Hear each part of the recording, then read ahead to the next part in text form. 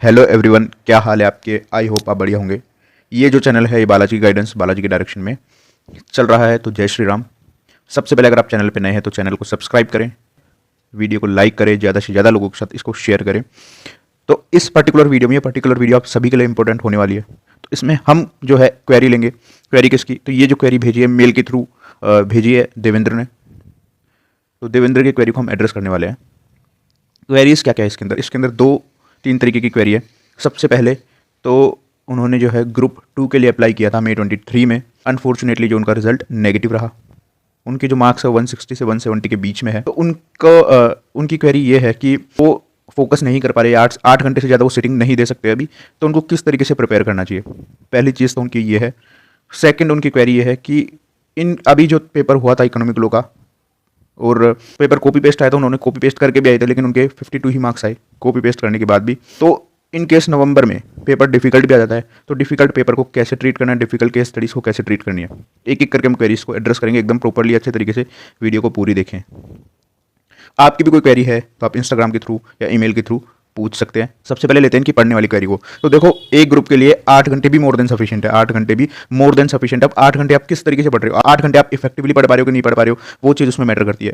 8 घंटे में से आप 6 घंटे अगर कुछ और कर रहे हो, यानी प्रॉपरली पढ़ने में ध्यान नहीं है, तो चीज़ें नहीं हो पाती है। और सबसे ज़रूरी चीज़ क्या है, घंटे मैटर नहीं करते। आप उतने टाइम में कितना इफेक्टिवली आपके टारगेट्स को अचीव कर पा रहे हो, वो बहुत ज़्यादा जरूरी है। आप 8 घंटे बैठ सकते हो ना, तो 8 घंटे के हिसाब से आप जो रिपीटर होते हैं ना, जितने भी लोग रिपीटर्स को देख रहे हैं, उन सबको आइडिया रहता है कि कौन सा टॉपिक कितने आवर्स में अप्रोक्सीमेटली कंप्लीट हो सकता है। तो जो 8 घंटे बैठ सकता है, 9 घंटे बैठ सकता है, जिसकी जो भी कैपेसिटी है, उस अकॉर्डिंग क्या करे, टॉपिक्स को जो है वो उस अकॉर्डिंग अपना शेड्यूल बना ले डे वाइज की। जैसे कि आज के दिन मेरे को ये चैप्टर्स खत्म करने हैं, इस चैप्टर को करने में इतने घंटे लगेंगे, इसको करने में इतने घंटे लगेंगे। तो 8 घंटे जितना टारगेट लेके बैठे डेली आपको ये करना है, और डेली उसको अचीव करते जाएं। तो जितना टाइम अभी बाकी बचा हुआ है ना, उस अकॉर्डिंग आप सब्जेक्ट्स को डिवाइड करें, अपने टारगेट्स को डिवाइड करें उतने टाइम फ्रेम में, और ट्राई करें एटलीस्ट 2 रिवीजन एग्जाम से पहले हो जाएं, और इस अकॉर्डिंग आप प्रिपेयर करें।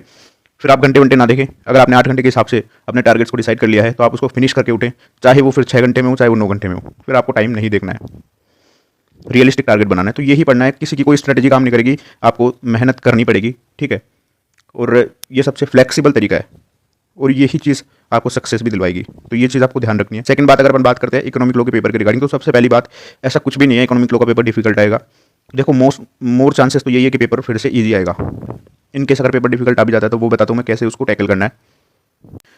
इकोनॉमिक लॉ के पेपर में एक बात तो मैं पहले सभी को बता देता हूँ कि आपका कॉपी पेस्ट पेपर आ रहा है, और फिर आप कॉपी पेस्ट करके आ रहे हो, तो कोई गारंटी नहीं है कि आपको फुल में से फुल नंबर मिलेंगे। तो आप एटलीस्ट ट्राई करें, प्रोविजन कॉपी पेस्ट कर ले, लेकिन पूरा का पूरा कंटेंट कॉपी पेस्ट ना करें। At least analysis part, conclusion part तो खुद से लिख सकते हैं।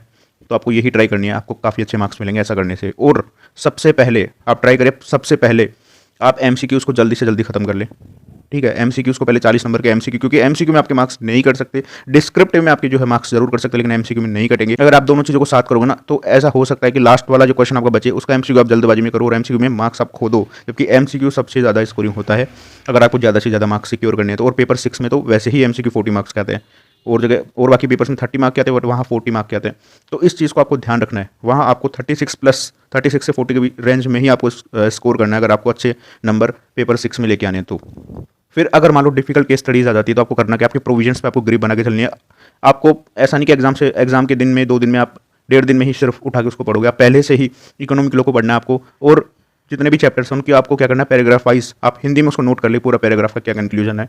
ऐसा उससे क्या होगा कि आपको फिर बाद में जब आप रिवाइज करोगे, तो पूरा पैरा आपको देखने की जरूरत नहीं पड़ेगी, पूरा कंक्लूजन आपको किस पैरा में दे के रखा है वो आइडिया रहेगा। तो ऐसे प्रिपेयर करना है, प्रोविजंस को स्ट्रॉन्ग करना है। और आपको एटलीस्ट मई 22 का पेपर जो है उसको सोल्व करना है रैंडमली, और अपनी केस स्टडी डाइजेस्ट के बाद 5 से 6 केस स्टडी रैंडम उठानी है, और ट्राई करना उसको सोल्व करने की। अगर वो बिना देखे सोल्व हो पा रही है ना आपसे, तो यकीन मानो पेपर कैसा भी आ जाएगा। ये जो चीज़ें बता रहा हूँ मैं, अगर बिना देखे सोल्व हो पा रही है, तो इसका मतलब आपके कॉन्सेप्ट्स जो है वो प्रॉपरली स्ट्रॉन्ग है, तो पेपर जैसा भी आएगा आप सोल्व कर लोगे। साथ में एक और चीज़ आप ध्यान रखें, जब आप पेपर में जाएं, तो कभी कभी होता है ना, कुछ एक आध चैप्टर अपने थोड़ी वीक रह जाते हैं, कुछ चैप्टर स्ट्रॉन्ग हो जाते हैं। तो जाते आपको क्वेश्चंस देखने हैं 15 मिनट में, और ये मार्क करना है कि जो क्वेश्चन है किस चैप्टर से रिलेटेड है।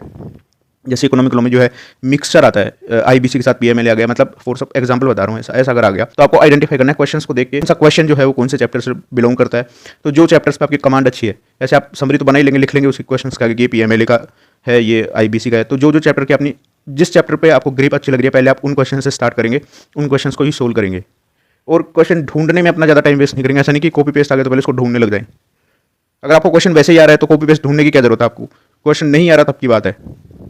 भेड़ चाल से बचे और पेपर पूरा कंप्लीट करने की कोशिश करें इकोनॉमिक लॉ में। अगर आप ढूंढने के चक्कर में अगर आपका पेपर छूट जाता है ना तो सबसे बड़ी दिक्कत होगी। हाँ, अगर ढूंढ के आपको तुरंत ही मिल गया, ऑन फेस ही मिल गया तो अच्छी बात है। ऐसा नहीं पूरा टाइम ढूंढने में लगा दे। अपने भरोसे पे जाएं, मिलता है तो भी अच्छी बात है, मिलता है तो भी पूरा कॉपी पेस्ट नहीं करना, और नहीं मिलता तो अपने को करना, ये टाइम वेस्ट करना नहीं है उसमें। तो इन चीज़ों का आप छोटी छोटी चीज़ों का ध्यान रखेंगे, पेपर कैसा भी आ जाएगा। इकोनॉमिक लॉ का पेपर, इकोनॉमिक लॉ का डिफिकल्ट आ ही नहीं सकता है अगर आपकी प्रोविजन अच्छे है तो उस चीज़ की टेंशन नहीं लेनी है। काफ़ी अच्छा आपका स्कोर हो जाएगा, ठीक है। So all the very best, पढ़ते रहें। Bye bye, take care.